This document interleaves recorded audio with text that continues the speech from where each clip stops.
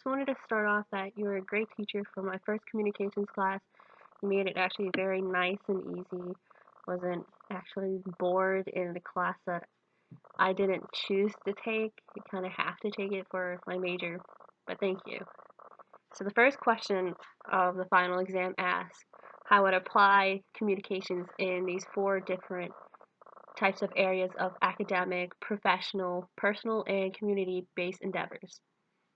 Through my academic career, I will have to work in groups, so I'll have to harness my group communication skills. In Chapter 9, page 252, it discusses the different stages of group operations that I will encounter, like group forming, norming, storming, and performing. These stages are helpful in knowing so I know how to get through each step, so I can finally be in the performing stage every time I work in groups. I don't want to be stuck in the storming stage the whole time because your grade is on stake. And you also want to finally get it done. You don't always want to be stuck in that one place and worry that you're not going to get it done. And then in the professional field, I learned that conflict management would be the most important because there's always conflict if there are people, and that's always going to be evident. There's going to be people in the workforce. It's not a one-man job. In Chapter 7, page 189, conflict can be handled through 5 different methods of competition, accommodation, avoidance, compromise, or integration. In order to work cooperatively and well in tasks, there must be no tension, so conflict management must be used. You're not going to get through the tasks you need if you can't figure out what you're trying to say to them, or you guys are just stuck on one thing, so you have to be able to go through conflict management. And then in the personal aspect, in my personal life, I can work on my interpersonal communication. Everyone needs time to reflect on what they do personally. They take time on personal decision making, listening, determining self-concept, and thought processing according to Chapter 1 and page 3. Sometimes it takes time to develop your personal skills, which are important, so you can make the right decisions. You don't want to just act right on what you first think, like, oh, maybe I should eat an apple when I'm allergic to apples. That wouldn't make sense. So you need that kind of decision making in your interpersonal communication for yourself. And then in the community-based endeavors, in the community, there will be plenty of times that I will need to practice on my public speaking so I can communicate to the community certain ideas. There will be times where I would want to present ideas to them to follow a call of action. With this, I would have to use the public speaking skills. From Chapter 16, page 415, I would harness my skills in the vocal variety, pronunciation, eye contact, and so on. You're trying to convince someone to do something that you want. So like if I want to do a recycling program, I have to convince them that this is a good idea and this is why they should do it. So public speaking is one of the more important skills in communications for the community. And then the second question asked to rate myself from the beginning to the end in the communications class. So in the beginning, I would rate myself about a 7 or 8 because I wasn't afraid to have the spotlight on me delivering speeches and presentations. I mostly needed to work on technical skills that I didn't really have and didn't really notice that, oh, this is actually important to have in your communication.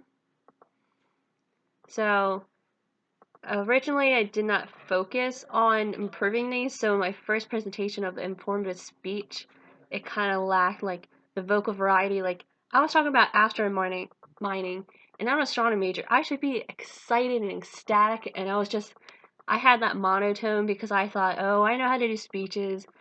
I'll do fine. Naturally, I'll know that I'll speak how I would speak normally. But honestly, that's not how it is. You actually have to practice that kind of skill. And then also, as the speeches progressed, I was showing more of the vocal variety because I finally showed more passion for the subject like I should. Like especially in persuasive speech, I know a lot about genetically modified organisms, and you could tell I actually knew what I was talking about and I was excited about it, which made the speech more enduring for other people to actually listen to. And they would trust me more in what I was talking about because I actually was excited and it seemed like, oh, I know so much. And then another technical skill I needed to work on was my gestures. where my formative speech, I actually barely used any kind of gestures. I kind of stood there like a mannequin. And then in my group discussion, I was able to use gestures appropriately, where when I was talking about the nonverbals versus verbals, I was able to show that nonverbal I was talking about, and that actually helped with the speech. But then I kind of regressed when I did my persuasive speech, where I used too many gestures because I naturally just talk with my hands and it just went.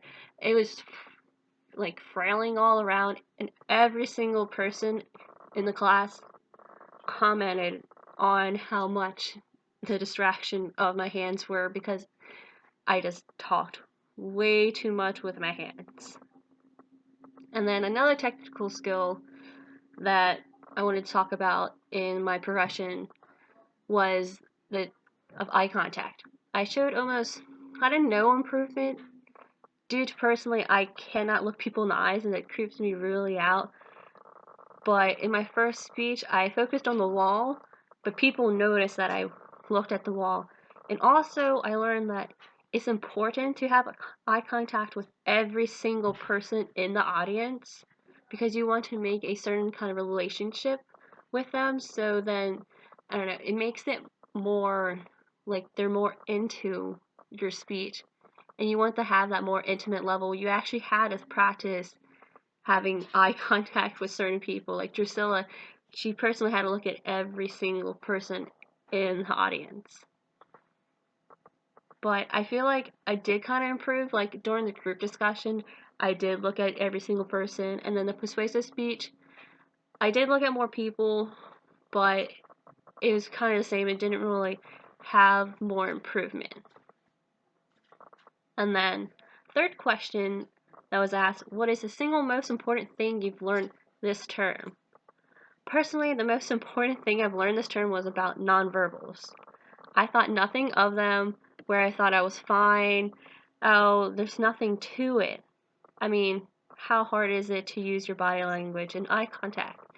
It is important to be able to have a complementing relationship between the nonverbal and verbals so your message can be best understood. I learned that it is important to add gestures, but I also learned that too many gestures are bad, like I did in my persuasive speech where I was flailing my arms.